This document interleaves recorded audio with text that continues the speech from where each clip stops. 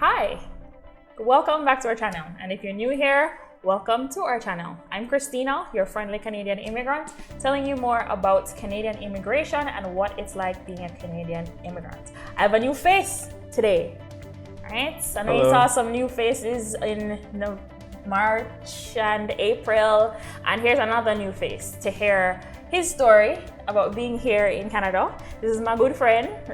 Yes, yeah. Yes. Dwight from high school, and Dwight has been here far longer than I have.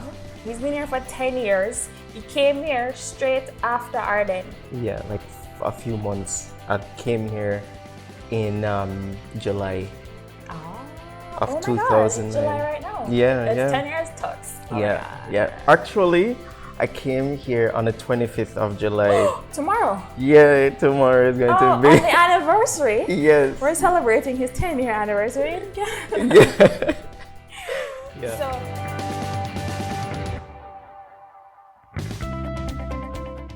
Yeah. So he's been here for that long. We went to high school together. We work for the same company. This is the good friend that I said that handed in my resume for me. So big up good friend. Yeah, man. Yeah, Ray, looking out for your fellow immigrants. You don't know. Exactly. So we're going to hear his story.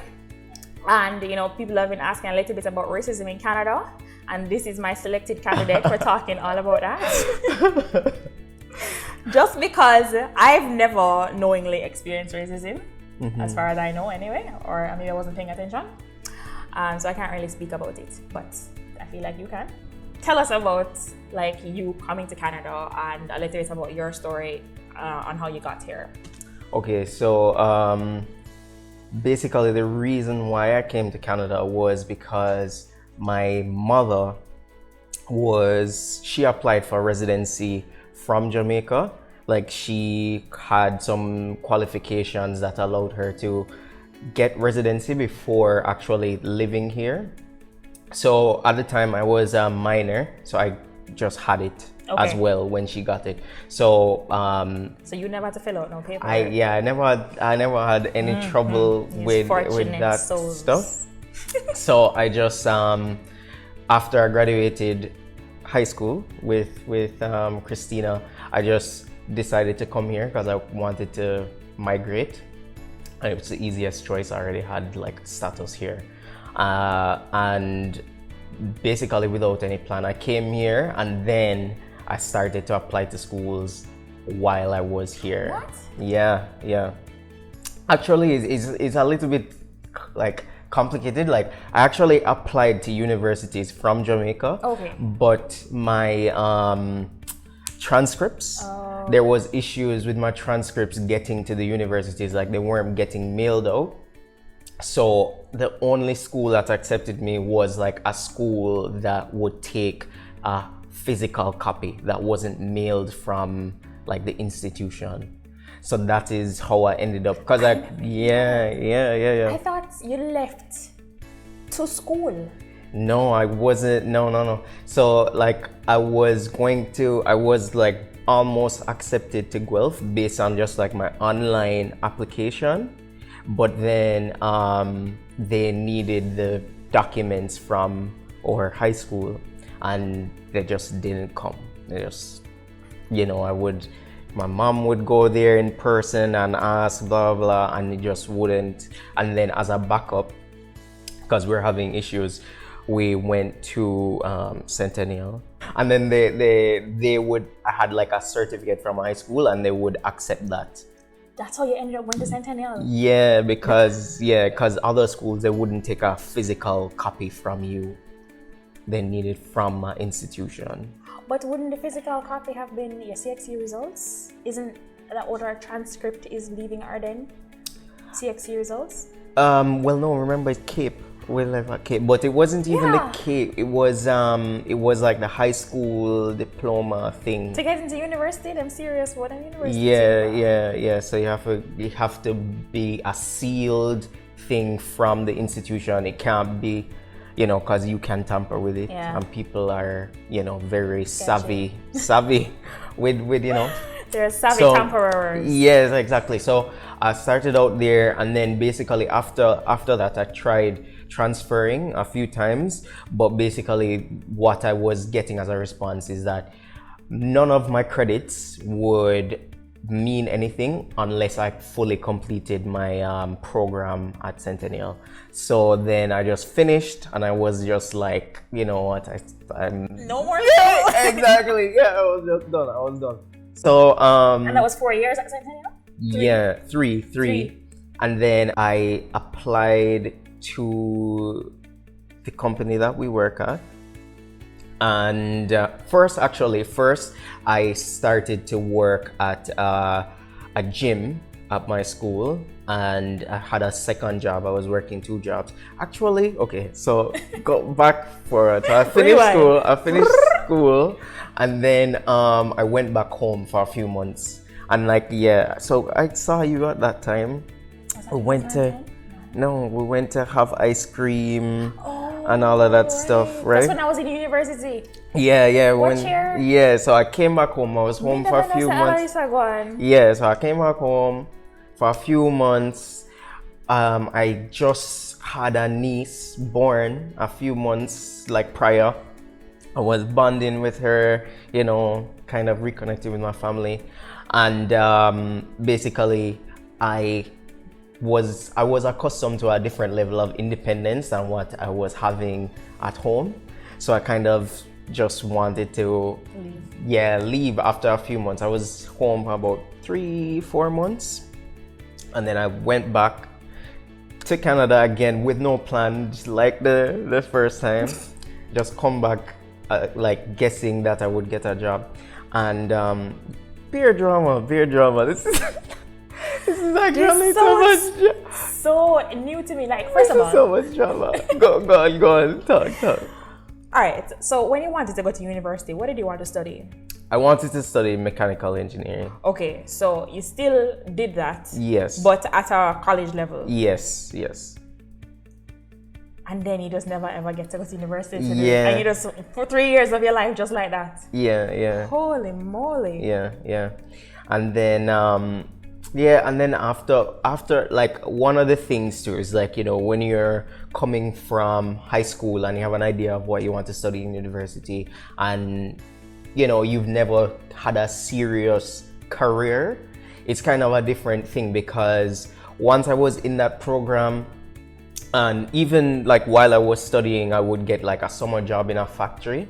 Factories are like dark and depressing. Yeah, you know, the smell of like metal and the loud sounds, and it's like it's not like a nice place. So once I was actually kind of surrounded in that kind of environment and seeing what the actual work in my program was like, and actually like going to factories and having like a summer job at a factory, I was like, you know what, I actually don't really want this for myself. So that is also a part of why I never pursued engineering after graduating. But if you're an engineer, yeah, you're probably in the office part of the factory. Yes, but it's still a factory. So I realized I didn't want to do that, and basically went home, was trying to figure out what I wanted to do, but realized I didn't want to figure that out in that kind of setting. So I just came back to Canada thinking that I could stay with my aunt who is here. So this I've told you about. So anyways, I come back here, right? And my aunt, she said, yeah, come to Canada, blah blah, right? I come back here, and she says, when her husband picked me up from the airport and everything, and I'm in her house with my suitcase, she said, so where are you going to stay? So I said, what do you mean? She said, well, I only have, this is like a 4-bedroom house, right? She said, only one other bedroom has a bed, and I need to keep that bed available for if my son comes to visit. And she says he's going to visit sometime that year, and and she has to leave that room ready for him whenever he comes, so I can't stay there after I was under the impression that I would be staying in that room. So that after I hear that, lots of pride, Jamaican people can relate. I say, okay. And I just go sit down at our kitchen table. I never have too much pride when we just leave the house right away. Go to the kitchen table. Because, was it winter? No. Okay. I came in like August. Okay. So it was like almost fall, but still warm. So come back, go to our kitchen. I mean, I say, boy, me not stay here now. Me not want to be in this, right? So so you just feel like unwanted, right? Yeah, and I don't need it either. You know what I mean? Although it would be very convenient, but it's not that desperate. I was here a few years, so I knew people. So I had a friend from school who was living on dorm, and she was living in the room alone, and asked her to stay with her for a little bit, and she was very accommodative. Actually, there was like a limit to how long your guests could stay, but I don't know, just because the people knew me, I worked on the dorm for a little, so they weren't really that suspicious of me being around, just because I was acquainted with the staff and everything. So you're a familiar face already. Yeah. So I was staying in her room with her for a little bit. Bless. She's such a good person. So did you even stay the night at your aunt? So I stayed throughout the night. Okay. I left at like 6 a.m. on a bus with my suitcase. The next morning. Yeah, the morning. Like I just packed up your pride and I'm leaving. Yeah. I just said like my aunt tell me this at her TV room that is in front of the kitchen, and then I just come to the little table in the kitchen and I have my suitcase there. I start trying to find somewhere to stay. I stay there, just sit in that seat for a few hours until the sun come up, and I left. You didn't even sleep? No, I didn't sleep. Oh no. I left that same morning as soon as the sun came up. All right, so that was a little bit about Dwight's story. Homeless. Yes. No, legit. All right, but fully. fine.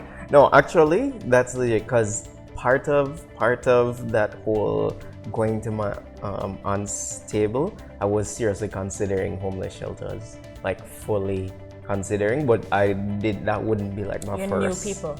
Yeah, exactly. Yeah. But so that's the good thing about, like, you were already here, you went to school, you already had a little bit of a community here till fall back on. But I mean, if you were a brand new immigrant and you came here and your auntie say, I don't want to live this. Rough by you.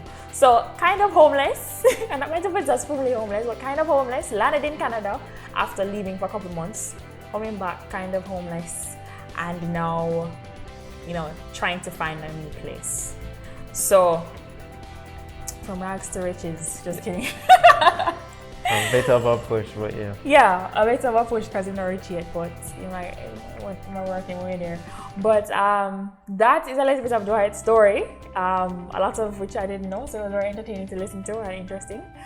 So we are going to take a break, and we will see you in the next video. Please remember to subscribe. The subscribe button is down here on the screen to join our immigrant community to hear more stories like Dwight's and more stories from me, of course, and more about Canadian immigration. See you in the next, I already said that, video.